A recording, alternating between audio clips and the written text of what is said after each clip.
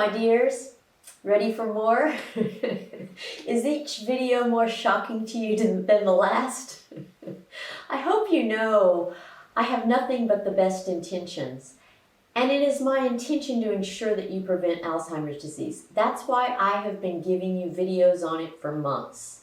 This unit started way back with video number 236, and this one is video 276. That's a lot of videos. Why so many? Because preventing Alzheimer's requires you to really know what you're doing. Most women have no idea what they're doing with regard to any aspect of menopause management. And many of them don't even know that Alzheimer's is a consequence of menopause. And they have no idea how to avoid it. If you're a student here at Menopause University, you will not be one of them. So this is the fourth video pertaining to the use of estrogen replacement therapy to prevent Alzheimer's. Video number 273 explained why estrogen prevents Alzheimer's.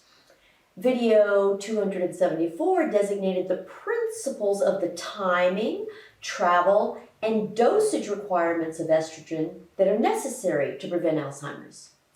Video 275 presented one particular estrogen product, Permarin, because it contains equilin, which prevents Alzheimer's better than all the others. And this video will present the Alzheimer's results from the infamous WHI. WHI is an acronym for Women's Health Initiative.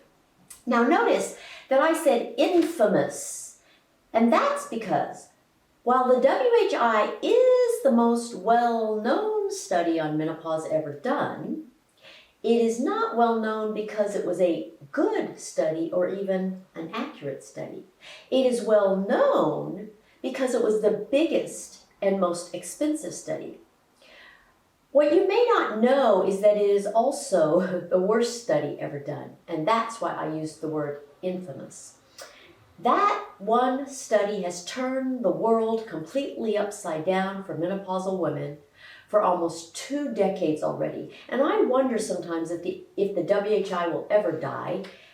Maybe it will, maybe it won't. But I can assure you that if you use it as a guide to manage your menopause, you will die. And one of the likely reasons you'll die is because of the results it reported for the effect of HRT on Alzheimer's. So I'm here to give you the whole story and a little behind the scenes information so that you don't take what you heard at face value and die of Alzheimer's. Now, in my book, both the first edition and the second edition, this material is not addressed as a separate section, so you definitely need to watch this video. If you want to read about this and some of the other WHI dirt, the best reference is this book called Estrogen Matters. Estrogen Matters by Avram Blooming, MD, and Carol Tavris, PhD. It will divulge all sorts of things about the WHI process, and it explains the findings on Alzheimer's as well as a lot of stuff on breast cancer and osteoporosis. Oh, and I'll warn you, it will make you mad. This video will probably make you mad too, but that's okay. An angry response will mean that your brain is intact. Now, I already gave you an entire video covering all the research studies on Alzheimer's. That was video number 252. And I did include the WHI findings as a part of the overall sequence of studies, but that video was merely to teach you the history of the studies that brought us to where we are today. And since the whole world has ignored all the other studies and used the WHI as if it's a Bible or something, I think you need to know the details about it, especially because you never heard the truth. I guess you could say that the WHI was a great big lie. So this tutorial will give you the nitty-gritty on the one study that turned everything upside down. Since I always want a lesson to be complete, I'll start by giving you a brief review of the WHI in general. WHI is an acronym for Women's Health Initiative. It was the biggest and most expensive study on HRT ever done. It cost over $1 billion. And the researchers included physicians, epidemiologists, and statisticians. And the WHI studied many different things. And it ended up reporting on things that it didn't even study. But its primary goal was to determine if HRT could prevent heart attacks. And that's because for many decades before the WHI, doctors noticed that women who took HRT had much lower rates of heart attacks than women who did not take HRT. So the WHI set out to assess once and for all if HRT could prevent heart attacks. And then it tagged on a bunch of other objectives also. The lead investigator, who was in charge of the whole thing, was a cardiologist. Now, just stop a second and think about that. If you put a cardiologist whose bread and butter depends on people having heart attacks in charge of a study to see if HRT can prevent heart attacks, do you think that cardiologist is going to design the study in a way that will show all women that they can avoid ever having a heart attack or ever needing a cardiologist simply by taking HRT? Or do you think there might just be an incentive to scare women away from the very thing that could prevent a heart attack and any need for a cardiologist? You know, I must be really old because things have changed so much in my lifetime. Well, with regard to many things, but especially with regard to the scientific method. Historically, scientists have always been people who have to prove everything. Until it's proven, it is not a fact. And scientists used to design experiments to prove themselves wrong. In fact, historically, most scientific discoveries were complete surprises, and that's because scientists were humble. They were curious enough to want to know the answers to their questions, but they were reluctant to declare that they knew anything until they had proven it. And usually, after proving something, they would do the whole experiment again just to make sure of their findings. The scientists of yesteryear were not arrogant researchers who thought they knew everything already. Quite the opposite. They thought they knew nothing. Oh, but how things have changed. Nowadays, scientists are a lot like most laypersons who think they know everything before proving anything. And nowadays, instead of trying to prove their hypothesis wrong, scientists set out to prove their hypothesis right. I don't know if the difference has occurred because of money, or the desire for fame, or just pure arrogance and the inability to accept defeat. All I know is that scientists now downplay the limitations of their studies and treat their own results as if they are the final word in a way that I've never seen before. It's really shocking if you're as old as I am and you see the difference. Sometimes, after a research study is complete, scientists will go back to the study to study it some more. Now, it's one thing to go back and redo an entire study to make absolutely sure your findings are accurate. And it's a similar thing to go back and simply review every detail of your study to be sure your findings are accurate. But it's a completely dishonest thing to go back to your study and extract information from it that you did not set out to study at all. The first two of these involve double-checking your work. The third involves overstepping the bounds of your work, and that's what happened with the WHI as it pertains to Alzheimer's. You see, the original WHI did not study the effect of HRT on Alzheimer's at all. It studied other things, primarily whether or not HRT could prevent heart attacks. And secondarily, it studied whether or not HRT could prevent breast cancer and osteoporosis. And be aware that it was a study on prevention of these diseases. It was not set up to study if HRT caused any disease. So the WHI was carried out with no attention whatsoever to the effect of HRT on Alzheimer's risk.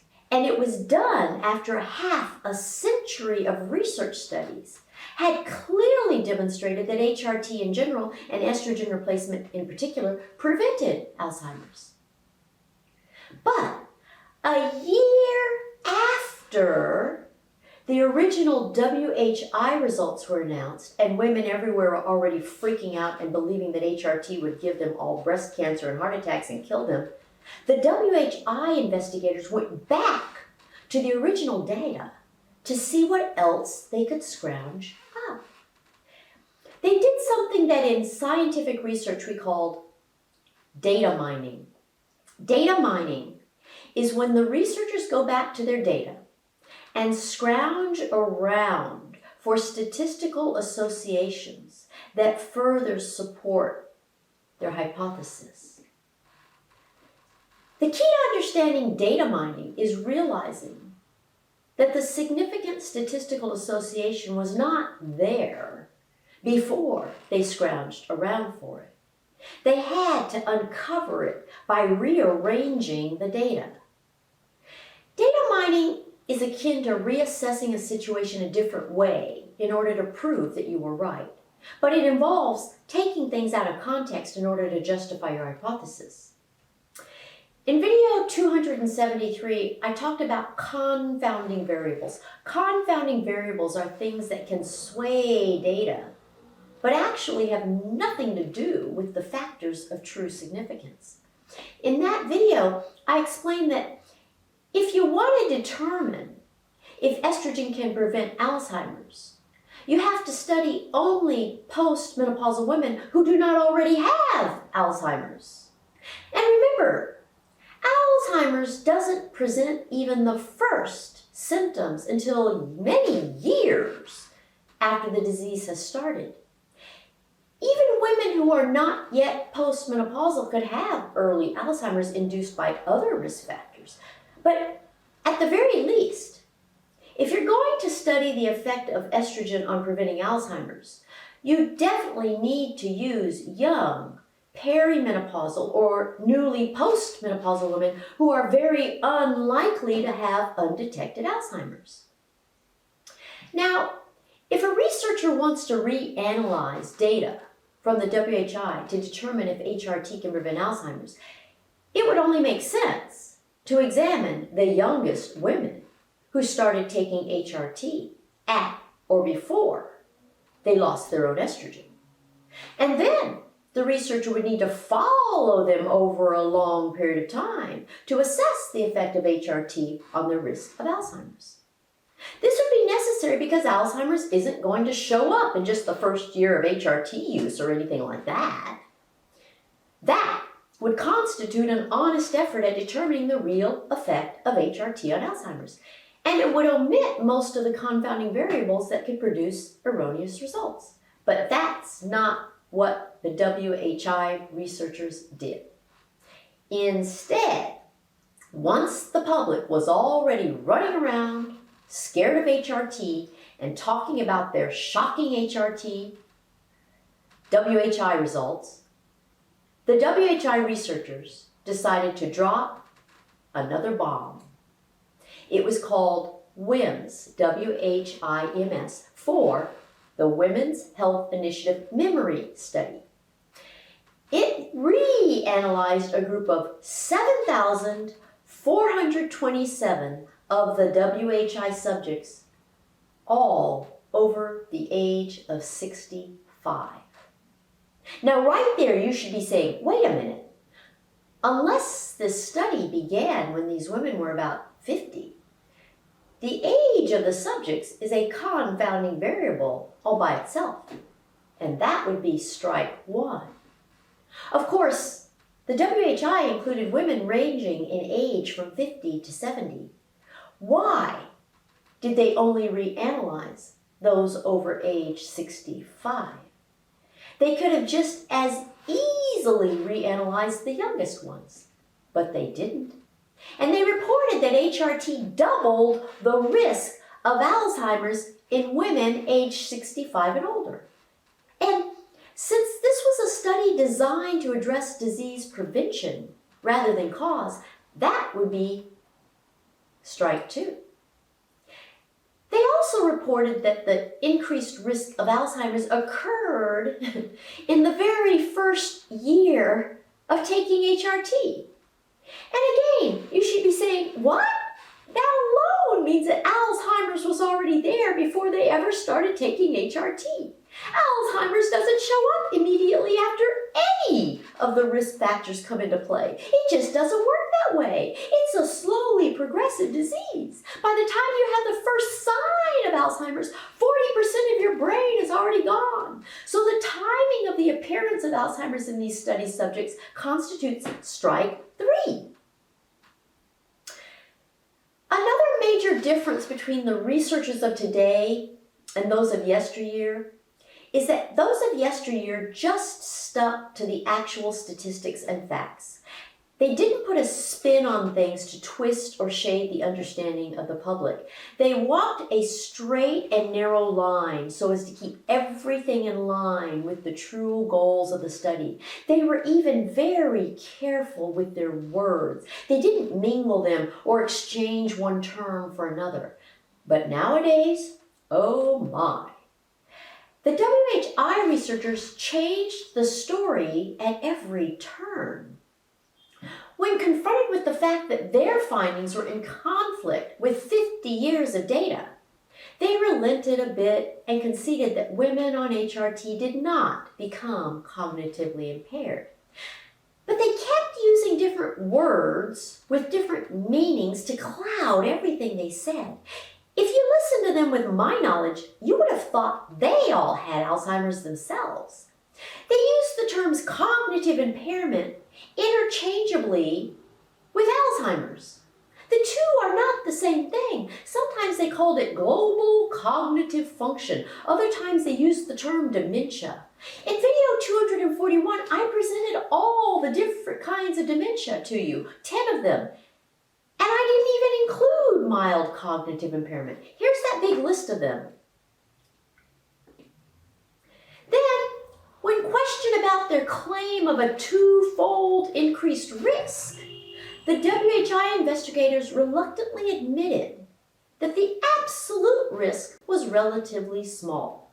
The risk increased from 1% to only 1.8%. And they also made no distinction between the women who took estrogen alone and those who took estrogen with progesterone. You learned in video number 249 that the effects of the two on your brain are quite different. The bottom line is that just as with the original WHI study, the investigators did not tell the truth. The WHI was a great big lie. The truth was that women who did not already have cognitive impairment had a lower risk of ever getting Alzheimer's. In other words, HRT prevented Alzheimer's just as all the studies that came before it had shown. These WHI investigators just decided to create drama of their own making for some distorted sense of benefit to themselves. And because the WHI was the largest and most expensive study ever done, the assumption was that it carried a lot of weight. But now you know that, despite its size and cost, it was probably the worst study ever done. And there's no question that it scared the public more than any study ever has. So the lesson of this tutorial is that the WHI memory study was a result of data mining to find anything the investigators could find to make the public fear HRT even more than they already did. And it managed to do that by studying older women who already had Alzheimer's, but telling the public that HRT caused Alzheimer's. None of that was true.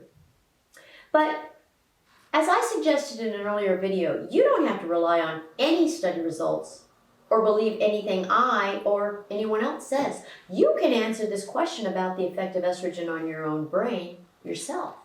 Just do a 2-month experiment of taking at least the minimal necessary dosage of an estrogen that travels throughout your body and see if it improves your ability to think.